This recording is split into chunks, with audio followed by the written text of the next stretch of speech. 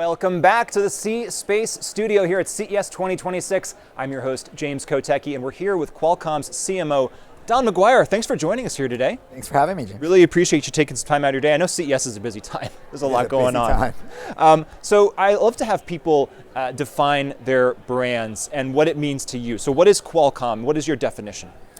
Well, from a brand perspective, obviously it's also a corporate identity. Yeah. The name of the company, 40th birthday last year. Birthday. Yeah. Just turned 40.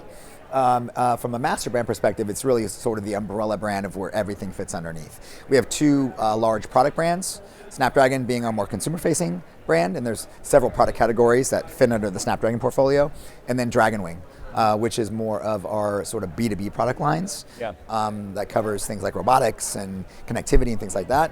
I would say we're kind of a mini house of brands. Okay. And each have a unique identity and story to tell, but they all sort of ladder up to our overarching promise, which is to deliver intelligent computing everywhere. Intelligent computing everywhere. Is that your message here for CES 2026? What brings you to this specific show? Yeah, that's how we kind of ladder things up. We're in a lot of different product categories. Our technology is so pervasive, it can be overwhelming and complex if you don't sort of organize it under like a messaging architecture and how you bring it to life and make it understandable for people, especially different audiences. Yeah. So we tend to look at our sort of our hierarchy of what does Qualcomm stand for? Why do we exist? Why do we matter? And that's sort of to deliver intelligent computing everywhere. The intelligence is a nod to AI, which we've been in for 14 years. Computing is our processing power, our compute power at high performance, low power, which we're known for, and then the everywhere is a nod to our history and connectivity. 3G, 4G, 5G, and now coming up 6G. So that's the sense how of we being in the organize physical world, right? Exactly. Yeah. So that's how we organize everything, and then underneath that we have our unique value propositions. Because this is the C-Space studio, we can get into the weeds a little bit on this messaging piece, and I'm actually curious, Sure. how long, so what you said was very elegant and very eloquent and very, compact. Did that take a long time to get to that point? Like, these can be, not rebranding even, but like messaging processes can be really intense, especially when you have so many different complex technologies. And by the way, those aren't standing still, those are continuing to evolve. So tell me how you thought about even putting that together. Creating simple is really hard.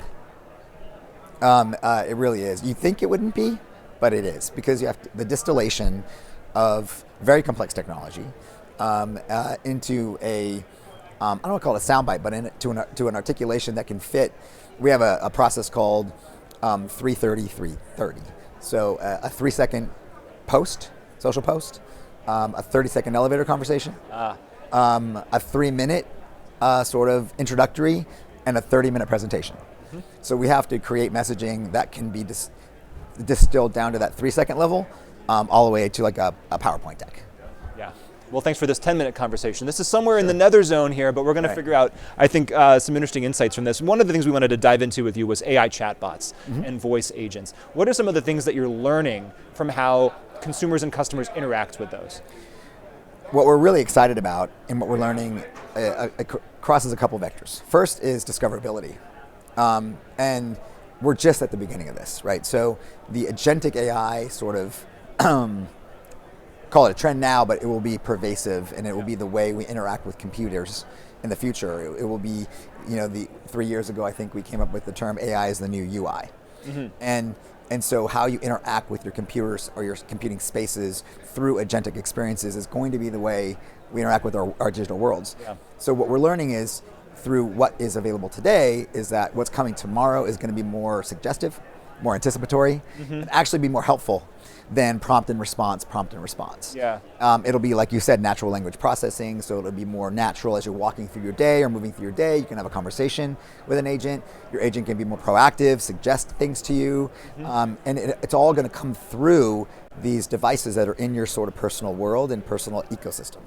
Do you think the term agentic is clear enough in terms of how everybody is understanding it, or is it relatively muddled or different depending on who's using that term? I'm asking kind of a leading question there. Sure. I mean, I think it means, right now it means different things to different people. I think ultimately the nirvana is just a natural way to interact with your computing spaces. Yeah. It's been sort of dubbed by industry speak as agents.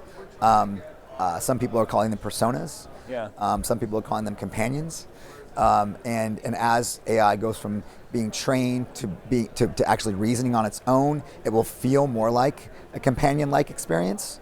Like I said, more proactive, more suggestive, and less like agent in the typical historical definition of what an agent is. Yeah, I mean, some people I think use it to mean it's just going to be something that goes out completely on its own, just operates in the world on its own with no human interaction. You're talking about something, honestly, that sounds like making it just more human. Like if I had a real person next to me, yeah, they wouldn't act just like an LLM. They might make some suggestions and do things like that. So it's just a more humanizing way of doing it. Right. Let's talk shoppable content. This is always an exciting topic for us here in the C-Space studio. What's going on there and with social commerce and the work that you're doing?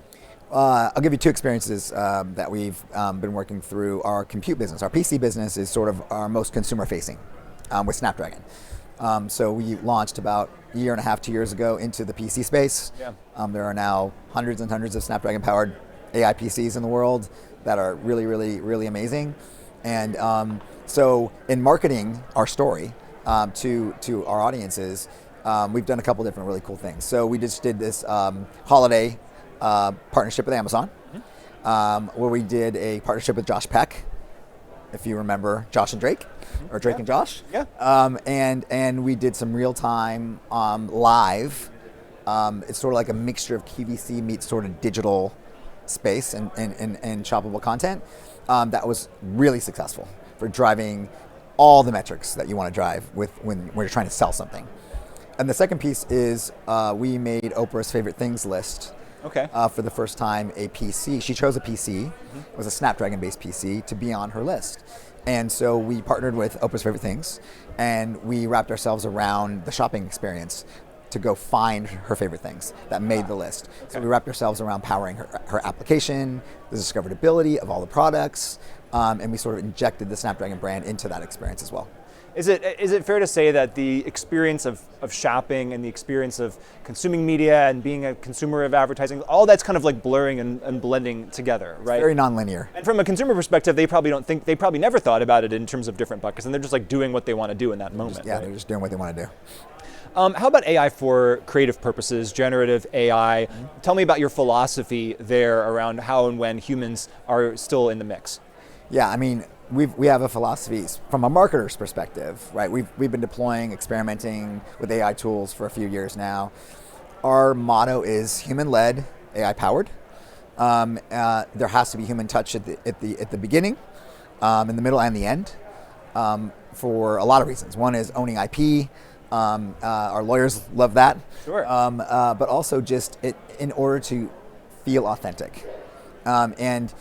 I did a speakership a while ago where if you have to worry about whether someone's going to think what you're telling them was AI generated or not, you've already lost. Yeah. Right? You've already done something wrong. Yeah. But if you can incorporate AI into the process, whether it's ideation, creation, but you still get an output that feels authentic to who you are, the story that you're telling, then that's where AI is really powerful. Yeah.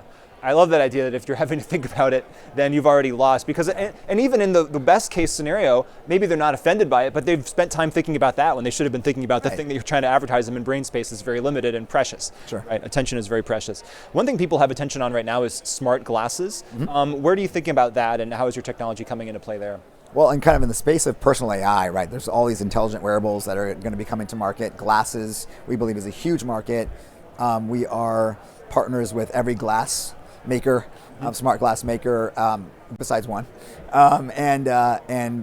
So whether it's Meta Ray-Bans, or the Oakleys or whatever it might be, and the Android XR, the Samsung glasses. So we've been in this for a really long time, and we really feel like the glasses market is going from nascent to moving into mainstream. Yeah. And so we're excited about it because we believe glasses will be a distinctive compute platform for personal AI. Both either tethered to another device like a phone or a puck, or even on its own. Our technology is that good, right? Yeah. It can power performance, battery life, and a lot of the experiences that you can have through glasses, whether it's augmented, or through camera, or through natural language processing. So we're really excited about the market and where it's headed. And this has been a technological dream. It's been hyped, it's been joked about, it's been a long time in the making, and basically it sounds like what you're saying is basically the technology is just finally there to actually make this happen. Absolutely, and it feels natural for people, right? You put on a pair of this latest generation of the Meta glasses, they feel like sunglasses, or regular glasses, and it took us a while to get there, but we're there. Well, thank you so much for being here with us, Don McGuire, CMO, Qualcomm International. Thanks so much for joining us today. No problem. And thank you so much for joining us. This is the C-Space Studio at CES 2026. I am James Kotecki, so excited to be hosting another conversation right after this.